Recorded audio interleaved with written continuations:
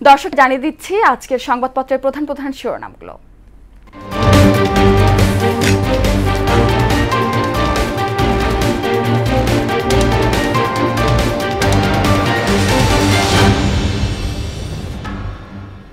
দর্শক এখন এই মুহূর্তে আমার হাতে আছে দেশের শীর্ষ দৈনিক পত্রিকাগুলো। প্রথমে দেখে নিব শিরোনামগুলো। শুরুতে দেখে নিচ্ছে প্রথম আলো। প্রথম আলো শিরোনাম করেছে ঢালাও আসামির নেপথ্যে বাণিজ্য বিদেশ দ্বন্দ্ব, ৬৭৫ আসামির নাম বাদ দিতে বাদীর আবেদন।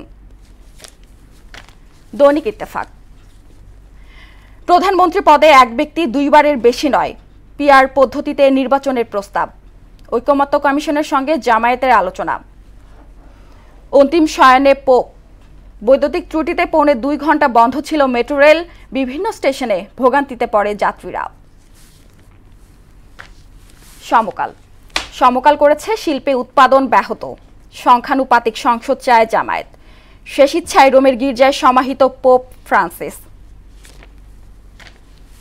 বাংলাদেশ প্রতিদিন, ভারত পাকিস্তান যুদ্ধের তোপ, দক্ষিণ এশিয়া মহাসংকটে, তারেক রহমানের ওপর সীমাহীন জুলুম নেপথ্যে প্রথম আলো, নির্বাচন নিয়ে বাড়ছে উৎকণ্ঠা।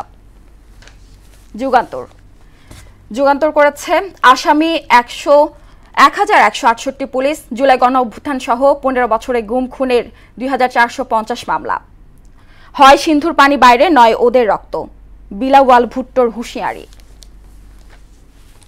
বণিক বার্তা, মূলধনী যন্ত্রপাতির ঋণপত্র খোলা কমেছে ৩০%, নতুন বিনিয়োগ নেই, চাকরিও হারাচ্ছে না অনেকে, দ্রুত একটি জাতীয় সনদে উপনীত হতে চাই আমরা।